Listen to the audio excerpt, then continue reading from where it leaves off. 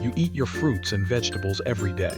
You follow the guidelines, 5 servings, sometimes more. You feel good about it, and you should. But a study published in June 2026 just revealed something that most nutritionists have not been talking about loudly enough. Eating the right amount of produce and eating the right produce are 2 completely different things. And for your heart, the difference may be the difference between life and death. The research involved scientists from Harvard Medical School, the University of Reading in England, the University of California, Davis, and Mars Inc. They tracked the diets of more than 30,000 people across the United States and the United Kingdom, measuring not just what people ate, but what their bodies actually absorbed, using validated biomarker tests from urine samples. This is not a self-reported dietary survey where people guess how many vegetables they ate last Tuesday. This is direct biological measurement of what was actually taken up by the body. And what they found should change the way you think about every meal you eat. Fewer than 1 in 5 people, just 19% in the American group and 17.9% in the British group, were consuming enough of a specific plant compound called flavonols to meaningfully protect their hearts. Not 1 in 2, not 1 in 3, 1 in 5. And this was not a sample of people eating poorly. Many of them were meeting the standard 5-a-day guideline for fruits and vegetables. They were doing what they were told, and they were still falling short. So what are flavonols, and why does this matter so much? Flavonols are a subgroup of naturally occurring plant compounds found in certain fruits, vegetables, teas, and cocoa. They are not vitamins. They are not minerals. They do not appear on any nutrition label you have ever read. But what they do inside the human body is remarkable. Flavonols act as antioxidants, protecting cells from the kind of oxidative damage that builds up silently over decades and eventually manifests as heart disease, arterial stiffness, and chronic inflammation. More specifically, they support the health of the endothelium, the thin layer of cells lining the inside of every blood vessel in your body. When the endothelium is healthy, blood vessels remain elastic. They dilate when they need to. They manage blood pressure naturally. When the endothelium is chronically inflamed and damaged, it stiffens.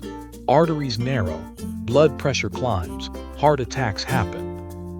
The landmark research behind the 500 mg daily target came from a large randomized controlled trial called the Cosmos Study, run out of Brigham and Women's Hospital at Harvard. It involved more than 21,000 generally healthy men and women over the age of 60. Half received a daily flavonol supplement of 500 milligrams. Half received a placebo. After multiple years of follow-up, the group taking 500 milligrams of flavonols daily showed a 27% lower risk of dying from cardiovascular disease compared to the placebo group. 27%. That is not a small effect. That is the kind of reduction that cholesterol-lowering drugs spend years and billions of dollars in clinical trials trying to achieve. And this came from a nutrient that exists in food, that costs nothing extra to obtain if you know what to eat, and that most people are currently missing entirely. The new June 2026 study took the Cosmos threshold of 500 milligrams per day and asked a simple question. Are people who follow current healthy eating guidelines actually hitting that target? The answer was no. Emphatically, consistently, across 2 large populations in 2 different countries. No. Why? Because not all fruits and vegetables contain meaningful amounts of flavonols. This is the part that gets lost in the oversimplification of every nutrition campaign you have ever seen. A banana contains almost no flavonols. An apple contains a moderate amount. A cup of blueberries contains substantially more. A serving of plums, blackberries, or cherries is among the highest sources available in a standard grocery store. Broad beans and green tea round out the top tier. These differences are not small. Blueberries contain roughly 15 times more flavonols than a banana of comparable size. If your 5-a-day consists of a banana, some carrots, a handful of lettuce, a glass of orange juice, and a serving of potatoes, You may be eating 5 servings and receiving almost no meaningful flavonol intake at all. The research also uncovered something about bananas specifically that is worth paying attention to. A separate UC Davis study found that adding a banana to a smoothie that contains flavonol-rich berries can actually reduce flavonol absorption by a significant margin. Bananas contain an enzyme called polyphenol oxidase that degrades flavonols during digestion. The banana does not make the smoothie more nutritious. For flavonol absorption, it actively makes it worse. This is not a reason to never eat bananas. Bananas have real nutritional value: potassium, magnesium, and easily digestible carbohydrates. But if you are building a smoothie specifically to support cardiovascular health, the fruit combinations you choose matter more than the total volume of fruit. Now let us talk about what you can actually do with this information, because the research is specific enough to give you a real, actionable target. The goal is 500 milligrams of flavonols per day. The Academy of Nutrition and Dietetics in the United States has put the beneficial range at 400 to 600 milligrams. You do not need to count milligrams obsessively, but you do need to shift what you are reaching for. Blackberries are among the most concentrated flavonol sources available at any supermarket. A single cup provides roughly 200 to 300 milligrams. Blueberries deliver a similar range. Plums and cherries are significant contributors.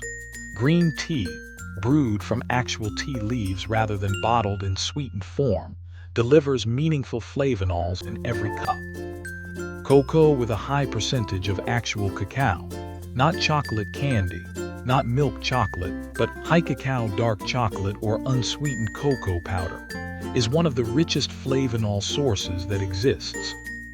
The researchers suggest simple substitutions rather than overhauling your entire diet. Replace a banana with a handful of blackberries in your morning routine. Swap a glass of juice for a cup of green tea. Choose an apple with the skin on over a peeled one because flavonols are concentrated in and just beneath the skin. Add a cup of mixed berries to whatever you are already eating for breakfast. These are not expensive changes. They are not complicated. They require awareness rather than willpower. There's a broader point here that goes beyond flavonols. The story of this nutrient is really the story of what happens when nutrition science gets simplified too aggressively for public consumption. Eat more fruits and vegetables became eat 5 servings of fruits and vegetables became a checklist people tick off without any understanding of what those servings are actually delivering. Current dietary guidelines in both the United States and the United Kingdom do not include any specific guidance on flavonols. They do not tell you to prioritize blackberries over bananas. They do not mention the 500 milligram target. The researchers behind this June 2026 study are explicitly calling for that to change, arguing that revised guidelines should include more specific information about how to maximize flavonol intake within daily food choices. Until that happens, the gap between following the guidelines and actually protecting your heart is real, documented across 30,000 people, and entirely fixable with a few simple changes to what you put on your plate every morning. The guideline was never wrong. It just was not complete. And now you know the part they left out.